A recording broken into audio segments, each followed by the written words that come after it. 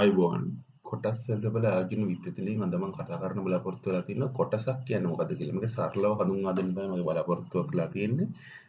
මොකද අපිත් එක්ක සම්බන්ධ වෙලා ඉන්න ෂෙයා මාකට් එක පිළිබඳ මූලික දැනුම නැති ගොඩක් බේසික් අයිඩියා එකක් තියෙන කට්ටියට මම මේ කොටසක් කියන දේ පිළිබඳ ඉතා සරලව පැහැදිලි කිරීමක් තමයි මම මෙතනින් බලාපොරොත්තු වෙන්නේ. ඔව් අපි බලමු කොටසක් කියන්නේ මොකක්ද කියලා. කොටසක් කියන්නේ සමාගමක වටිනාකම නිරූපණය කරන කුඩාම එකකයක්.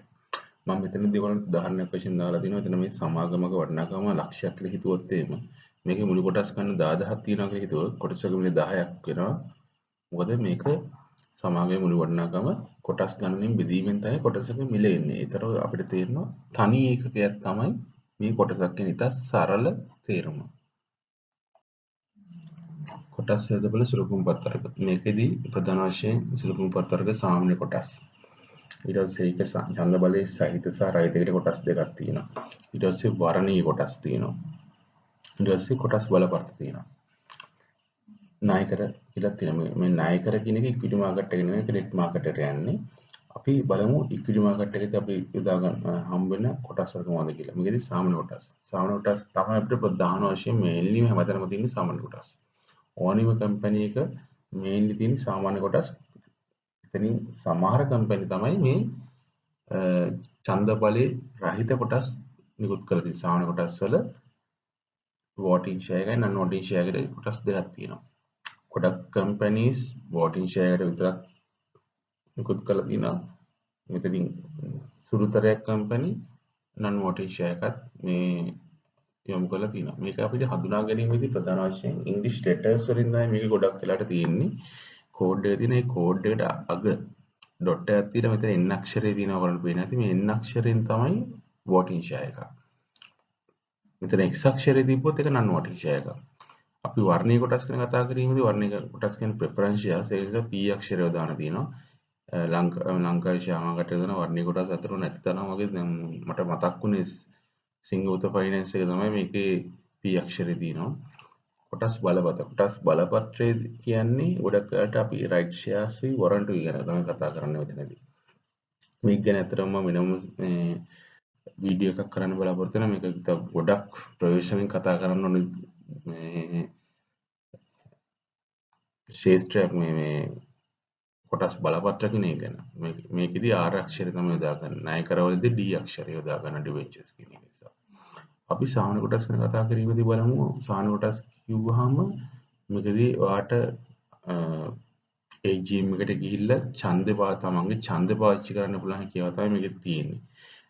නමුත් ඇත්තටම මම දකින විදිහට මුලින්ම ෂෙයා මාකට් එකට එන්ටර් වෙනවා නම් ඔයාට එක කම්පැනි එක මේ සාමාන්‍ය කොටස් වල voting non voting කියන shares දෙක විශ්ව කරලා තියෙනවා. ඔයා non voting එක සඳහා පිළිවෙලින් එකත් කිසි ප්‍රශ්නයක් නැහැ. මොකද non voting එක සාමාන්‍යයෙන් හැමදාම ඉන්නේ voting share එකේදී යම් කිසි ප්‍රතිශතයක් මිල අඩුවෙන් තමයි යන්නේ. එතකොට අපිට වැඩි shares ප්‍රමාණය මිලදී ගැනීම හැකියාව තියෙනවා. X shares එකකින් ගත්තොත්. නමුත් ඔයාලට මෙතනදී නැති වෙන්නේ ඡන්ද බලය විතරයි. ගොඩක් වෙලාවට මේ ෂෙයා මාකට් එකේ shares ගත්තා කියලා අපි හැමෝම ඒ GMs වලට සහභාගී වෙලා ඡන්ද පාවිච්චි කරන්නේ නැහැ. අපි බලාපොරොත්තුවක් තියෙන්නේ ප්‍රාග්ධන ලාභයයි ඩිවිඩන්ඩ් එකයි. මේ සාමාන්‍ය කොටස් වල ඡන්ද බලය සහිත රහිත ඒ කියන්නේ non voting shares ගත්තා කියලා ඩිවිඩන්ඩ් ගේන් එකේ වෙනසක් වෙන්නේ නැහැ. කැපිටල් ගේන් එකේ පොඩි වෙනසක් වෙන්න පුළුවන්. මොකද N share එකේ වෙනම price එකක් X share එකේ වෙනම price එකක්. අපි දැන් ටෝකියෝ ගත්තා. ටෝකියෝ දැන් මේ දවස්වල තියෙන ටෝකියෝ N එක තියෙන්නේ 50 වගේ. ටෝකියෝ X එක තියෙන්නේ 44 43 වගේ. කමර්ෂල් බැංක් එක කමර්ෂල් බැංක් 80 85 non voting එක 67 ඒ වගේ රේන්ජ් එකේ යන්නේ. ඉතින් අපි ගොඩක් වෙලාවට non voting shares වලට යන එක මම පොඩ්ඩක් රෙකමන්ඩ් කරනවා. මොකද අපි මුලින්ම ඉන්වෙස්ට්මන්ට් කරනවා නම් voting share එකත් හොඳයි. non voting share එකක් ගියොත් අපිට වැඩි කොටස් ප්‍රමාණයක් මිලදී ගැනීම හැකියාව තියෙන. ඒකට ඔයාලට එතනින් ප්‍රාග්ධන ලාභය dividend income එක වැඩියෙන් ලබා ගන්න පුළුවන්. අපි වර්ණීය කොටස් ගැන කතා කරමු. වර්ණීය කොටස් වලත් ලංකාවේ මාකට් එක මම සිංහබුත් ෆයිනෑන්ස් එකේ තමයි වර්ණීය කොටස් වල නිකුත් කරලා තියෙන්නේ. මේකෙදී ඇත්තටම ඡන්ද බලයක් හිමි වෙන්නේ නැහැ මේ කොටස් වලට. මේ කොටස් වලින් වෙන්නේ ඔයාලට ව්‍යාපාරයේ අයිතිය ලබා දුන්න ඩිවිඩන්ඩ් ඒ සියලු දේවල් ඔයාලට ලැබෙනවා. ලැබුණාට මේක ප්‍රෙෆරන්ස් ෂෙයාර්ස් එකක් මේකෙදි ඔයාලට පොඩි වැදගත්කමක් තියෙනවා. කම්පැනි කවදා හරි වයින්ඩ් අප් කරද්දී ඔයගලන්ට ප්‍රයොරිටි එක දෙනවා වැඩි. මොකද සාමාන්‍ය කොටස් හිමියන්ට කම්පැනියක් මොකක් කර වෙලා වයින්ඩ් අප් කරද්දී ඒක ප්‍රයොරිටි එක දෙන්න අන්තිමටම. ඒක පොඩි මේකක් තියෙනවා. මොකද මේ ඒගොල්ලන්ගේ ව්‍යාපාරේ ණය ගෙවලා ණය හිමියන් ඔක්කොම සෙටල් කරලා ඊට පස්සේ තමයි ඔයගොල්ලන්ට මේ සානුටස් සදා වෙන්නේ. ප්‍රෙෆරන්ස් ෂෙයාර්ස් ඕඩිනරි ෂෙයාර්ස් දෙකම තියෙන කම්පැනි එක අනිවාර්යෙන් ඕඩිනරි ෂෙයා හෝල්ඩර්ස්ලට වැඩිය කලින් ප්‍රෙෆරන්ස් ෂෙයා හෝල්ඩර්ස්ලට ප්‍රයොරිටි එක දෙනවා.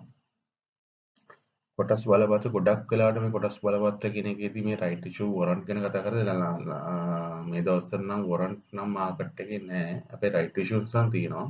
ගොඩක් අයට නම් එක්ස්ට්‍රා එකේ රයිට් ඉෂුව එකක් දැම්මා.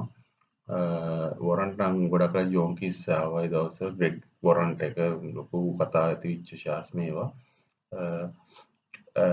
රයිට් ඉෂුව එකකදී වෙන්නේ මේ ගොඩක් අයට කම්පැනිට අලුතින් ප්‍රාග්ධනය ලබා ගන්න අවශ්‍ය වුණාම ගන්නේ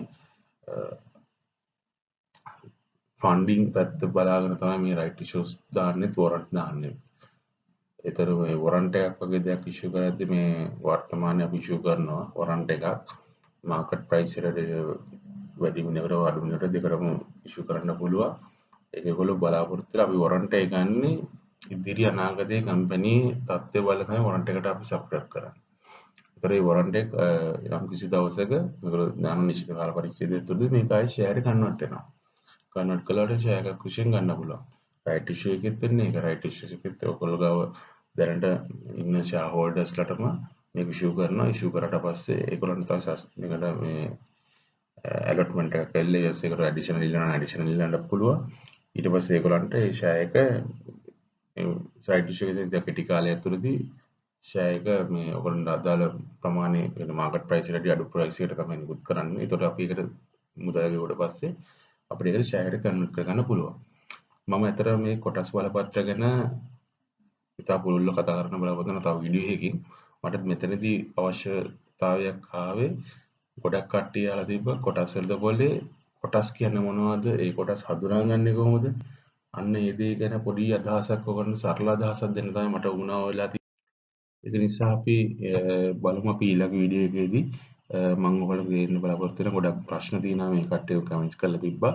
ඒවට අදාළව ඉතා සරලව ඉතා කෙටියෙන් මම මගේ මේ ෂෙයාර් මාකට් සම්බන්ධ වීඩියෝස් ටික ඔයගලන්ට පහසු වෙලාවට ලබා දෙන්න බලාපොරොත්තු වෙනවා. බොහොම ස්තුතියි.